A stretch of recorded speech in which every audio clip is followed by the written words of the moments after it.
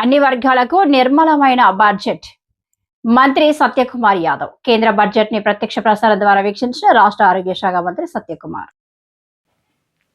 కేంద్ర ప్రభుత్వం ప్రవేశపెట్టిన వార్షిక బడ్జెట్పై రాష్ట్ర వైద్య ఆరోగ్య శాఖ మంత్రి సత్యకుమార్ యాదవ్ ప్రశంసలు కురిపించారు.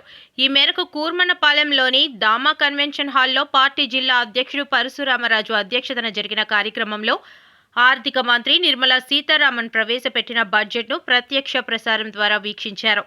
ఈ కార్యక్రమంలో మంత్రి సత్యకుమార్ పాల్గొని మాట్లాడారు. దేశ చరిత్రలో తొలిసారిగా ఆదివారం కేంద్ర బడ్జెట్ను ప్రవేశపెట్టారని, ఇది దేశ వృద్ధికి దీర్ఘకాలిక ఆశయాలకు అనుగుణంగా ఉన్న సమతుల్య బడ్జెట్ అని ఆయన అభివర్ణించారు.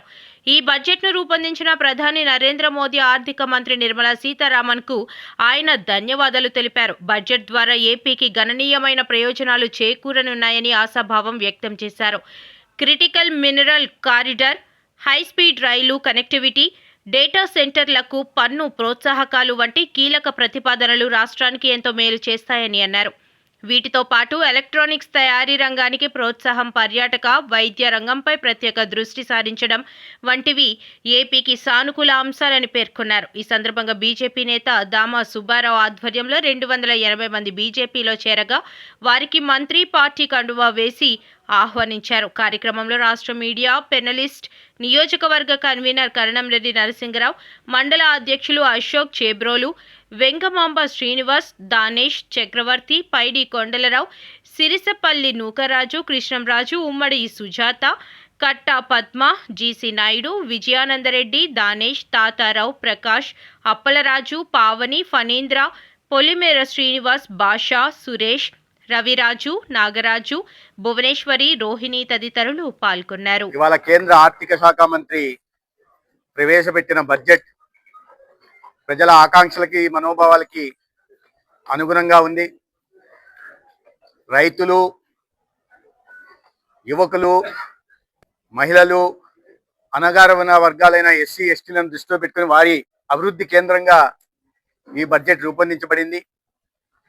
ఒక సుస్థిరాభివృద్ధి సాధించే దిశగా ఇవాళ బడ్జెట్ను ప్రజెంట్ చేయడం జరిగింది. ప్రధానంగా సంపద సృష్టి చేయడం కోసం మౌలిక సదుపాయాల కల్పన మీద ప్రధానంగా దృష్టి పెట్టి మూలధన వ్యయం, క్యాపిటల్ ఎక్స్పెండిచర్ను 12,20,000 కోట్లకి తీసుకెళ్లడం ఇవాళ ఇప్పుడే విస్తృతంగా కొనసాగుతున్న మౌలిక సదుపాయాలు, అది హైవేల నిర్మాణం కావచ్చు, పోర్ట్ల నిర్మాణం కావచ్చు, ఎయిర్పోర్ట్ల నిర్మాణం కావచ్చు, లేదా గ్రామీణ రహదారుల నిర్మాణం కావచ్చు, లేదా ఇతరత్ర మౌలిక సదుపాయాల కల్పన మీద ప్రధానంగా దృష్టి పెట్టడం కారణంగా సంపద సృష్టి జరుగుతుంది. అదే సమయంలో ఈ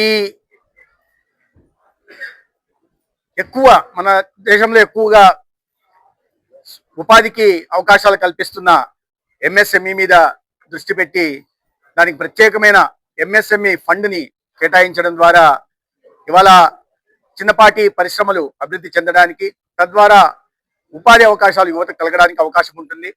అదే సమయంలో మారుతున్న పరిస్థితులకు అనుగుణంగా సెమీ కండక్టర్ మిషన్ కానీ లేదా ఎలక్ట్రానిక్ ఉత్పత్తులు కూడా ప్రధానంగా దృష్టి సారించడం, తద్వారా ఇవాళ కొత్త ఆవిష్కరణలకి, ఆర్టిఫిషియల్ ఇంటెలిజెన్స్కి, ఇతరత్ర ఈ జీసీసీలకు కూడా పెద్ద ఎత్తున లబ్ధి చేకూరనుంది. ఆ రంగంలో పనిచేస్తున్న వారందరికీ కూడా ఆరెంజ్ ఎకానమీ పేరుతో లబ్ధి చేకూర్చే ప్రయత్నం కూడా జరిగింది. ఈ విధంగా అన్ని వర్గాలని సంతృప్తి పరిచేలాగా వచ్చిన బడ్జెట్ పూర్తిగా విస్తృతంగా లోపలికి వెళ్తే తెలుస్తుంది. అదేవిధంగా ఇవాళ ఇన్కమ్ ట్యాక్స్ రిఫార్మ్స్ కూడా తీసుకొచ్చి 1961 ఇన్కమ్ ట్యాక్స్ యాక్ట్ని అమెండ్మెంట్ చేసి ఏప్రిల్ 26 ఈ సంవత్సరం ఏప్రిల్ నుండి కొత్త ట్యాక్స్ విధానాన్ని కూడా తీసుకురావడం వల్ల ఒక సరళీకృతమైన ఇన్కమ్ ట్యాక్స్ విధానం వస్తుంది. తద్వారా మధ్యతరగతికి, వ్యాపార రంగాలకు కూడా లబ్ధి చేకూరుతుందని నేను భావిస్తున్నాను. ఇక ఆరోగ్య రంగం మీద ప్రధానంగా దృష్టి పెడితే ఇవాళ ఈ మెడికల్ టూరిజంని అభివృద్ధి చేయడం కోసం దేశవ్యాప్తంగా 5 మెడికల్ టూరిజం హబ్లని ఏర్పాటు చేయడం కానీ, అదేవిధంగా ఇవాళ నాన్ కమ్యూనికబుల్ డిసీజెస్ పెద్ద పెను సవాలుగా మారిన నేపథ్యంలో వాటిని ఎదుర్కోవడం కోసం బయోఫార్మా హబ్స్ను కూడా దేశవ్యాప్తంగా ఏర్పాటు చేయడానికి అభినందనీయం.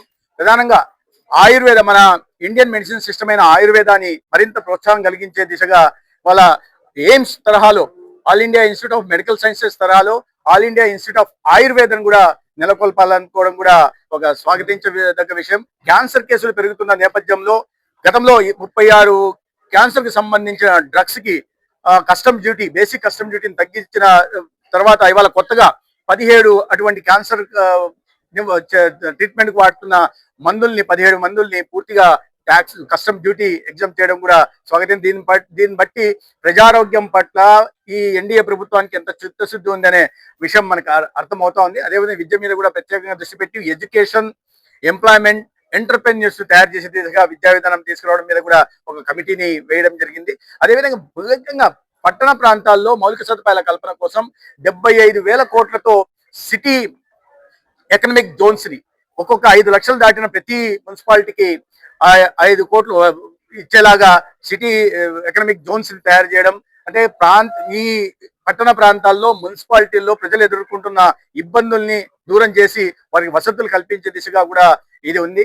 అదేవిధంగా ఇవాళ ఆంధ్రప్రదేశ్ కు కూడా చూస్తే ఈ ర్యాపిడ్ డెవలప్మెంట్ కారిడార్ లో భాగంగా ఈ హైదరాబాద్ చెన్నై కానీ, హైదరాబాద్ బెంగళూరు కానీ ఇవి ఆంధ్రప్రదేశ్ మీదుగా పోతాయి కాబట్టి ఆంధ్రప్రదేశ్ కూడా లబ్ధి చేకూరుతుంది. ప్రధానంగా rare earth permanent magnet minerals ఏవైతే ఉన్నాయో ఒక కొత్త మైనింగ్ విధానాన్ని తీసుకొచ్చి ఈ రేర్ ఎర్త్ మిషన్ లో భాగంగా ఒడిస్సా, ఆంధ్రప్రదేశ్, తమిళనాడు, కేరళ రాష్ట్రాలకు కూడా ఒక కారిడార్ ఏర్పాటు చేస్తున్నారు. కాబట్టి మన ప్రాంతంలో అత్యధికంగా లభిస్తున్న రేర్ ఎర్త్ మినరల్స్ ఏవైతే ఉంటున్నాయో దాని ద్వారా రాష్ట్రానికి కూడా కాస్త లబ్ధి చేకూరే అవకాశం ఉంది. అరకు ప్రాంతాన్ని అభివృద్ధి చేయాలనుకోవడం కానీ, లేదా పులికాట్ సరస్సులో బర్డ్ వాచింగ్ ట్రైన్ వేయాలనే విషయం మీద కూడా ఆర్థిక శాఖ మంత్రి గారు ప్రస్తావించారు. ఇవన్నీ పూర్తిగా చూస్తే బడ్జెట్ లోకి స్థూలంగా లోపలికి వెళ్తే రాష్ట్రానికి, అంటే ప్రధానంగా ఒక్కొక్క రాష్ట్రానికి ఏమి ఇస్తారనేది పక్కన పెడితే, ప్రధానంగా ఈ కేంద్ర ప్రాయోజిత పథకాలు ఏవైతే ఉంటాయో వాటిని మొదటగా ఏ రాష్ట్రం అయితే ప్రతిపాదనలు పంపి పెద్ద ఎత్తున నిధుల్ని తీసుకోగలుగుతుందో ఆ రాష్ట్రానికి లబ్ధి చేకూరుతుంది. అదృష్టవశాత్తు ఈ రాష్ట్రంలో చాలా దార్శనిక నాయకత్వం కలిగిన ముఖ్యమంత్రి చంద్రబాబు నాయుడు గారి రూపంలో ఉన్నారు. ప్రతి సెంట్రల్ స్పాన్సర్ స్కీమ్ మీద వాళ్ళు సునిశ్చితంగా పరిశీలించిన తర్వాత ప్రతిపాదనలు త్వరితగతిన పంపి అక్కడి నుంచి రాష్ట్రానికి ఎక్కువ నిధులను తీసుకొచ్చే దిశగా కూడా ప్రయత్నం సాగుతుంది. నమస్కారం అండి. ఈరోజు ప్రధానమంత్రి శ్రీ నరేంద్ర మోదీ గారి నాయకత్వంలో కేంద్ర ఆర్థిక శాఖ మంత్రి వారు శ్రీమతి నిర్మలా సీతారామన్ గారు వరుసగా 9వసారి బడ్జెట్ ప్రవేశపెట్టారు పార్లమెంట్లో. ఆ యొక్క ప్రత్యక్ష ప్రసారాన్ని మా గాజువాక 86 వార్డు నాయకులు శ్రీ దామ సుబ్బారావు గారి కన్వెన్షన్ హాల్లో ప్రత్యక్ష ప్రసారం ద్వారా వీక్షించడం జరిగింది. ఈ కార్యక్రమానికి ముఖ్య అతిథులుగా రాష్ట్ర ఆరోగ్య శాఖ మంత్రి వారు శ్రీ సత్యకుమార్ యాదవ్ గారు, మా జిల్లా అధ్యక్షులు శ్రీ పరశురామరాజు గారు, మన విశాఖపట్నం జిల్లాలో ఉన్న రాష్ట్ర స్థాయి, జాతీయ స్థాయి, జిల్లా స్థాయి, వార్డు స్థాయి, మండల స్థాయి నాయకులందరూ కూడా రావడం జరిగింది. ఈ కార్యక్రమాన్ని ముఖ్యంగా దానేష్ గారు, అదేవిధంగా మండల అధ్యక్షులు అశోక్ గారు కోఆర్డినేట్ చేయడం జరిగింది. కార్యకర్తలు భారీగా తరలి వచ్చి ప్రత్యక్షంగా వీక్షించడం జరిగింది.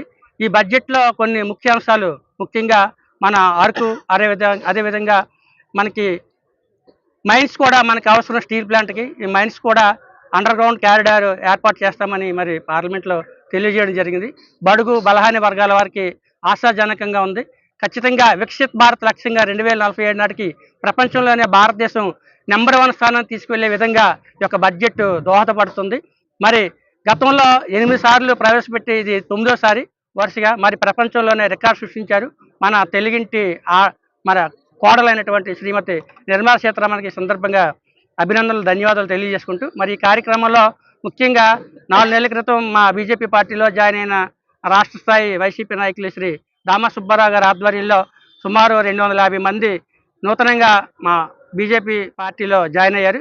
ఈ సందర్భంగా శ్రీ దామ సుబ్బారావు గారికి, భాస్కర్ నాయుడు గారికి, వారి యొక్క టీం అందరికీ కూడా ప్రత్యేకమైన అభినందనలు, ధన్యవాదాలు తెలియజేసుకుంటాం. ఖచ్చితంగా రాబోయే రోజుల్లో భారతీయ జనతా పార్టీ మరింత అభివృద్ధి చెందుతుంది.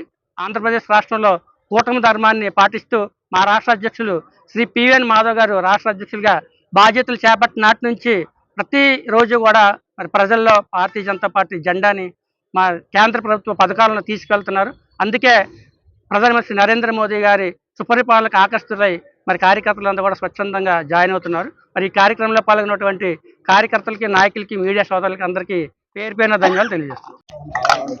ఈరోజు మీ అందరికీ తెలుసు, కేంద్ర ప్రభుత్వం ప్రవేశపెట్టిన బడ్జెట్ని వీక్షించడం కోసం మా గాజువాక బీజేపీ ఆధ్వర్యంలో ఇక్కడ దామా కన్వెన్షన్ ఏర్పాటు చేయడం జరిగింది.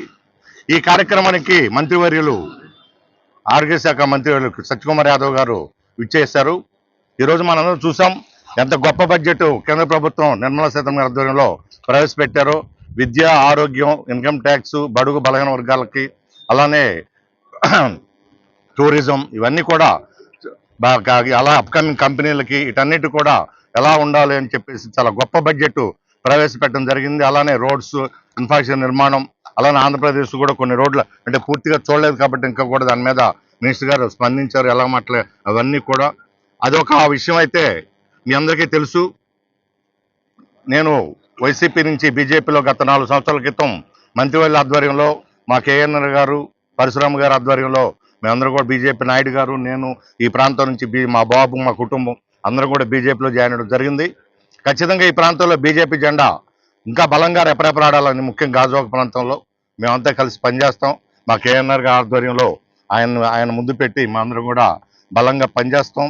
ఇందాక చెప్పాను మీకు, అటు మా మిత్రపక్షాలు, ప్రతిపక్షాలకి, మా దాయాదుల పార్టీలకి, అటు అలానే మా ప్రతిపక్షానికి ధీటుగా ఈ ప్రాంతంలో కార్యకర్తల్ని, పార్టీని అభివృద్ధి చేస్తామని చెప్పేసి తెలియజేసుకుంటూ, ఇవాళ ఇంత మంచి కార్యక్రమం ఇక్కడ ఏర్పాటు చేసిన మా బీజేపీ నాయకులకి, కార్యకర్తలకి అందరికీ ఇంకొక మరియు ఇవాళ చాలా జాయినింగ్ జరిగింది ఈ ప్రాంతంలో.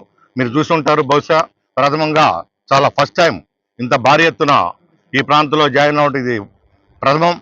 ఇంకా కూడా జాయినింగ్లు ఉన్నాయి, మాకు సమయాభావం వల్ల చేయలేకపోయాం. ఈ కార్యక్రమం నిన్నే అనుకున్నాం. ఖచ్చితంగా ఇంకా జాయినింగ్లు ఉన్నాయి. ఇంకా చాలా ఈ పార్టీని బలోపేతం చేయడానికి కంకణం కట్టుకొని ఈ ప్రాంతంలో అందరితో కలిసి ఒక సామాన్య కార్యకర్తగా బీజేపీని ప్రథమంగా ఇక్కడ డెవలప్ చేయడం కోసమే నేను పనిచేస్తానని చెప్పి తెలియజేసుకుంటున్నాను.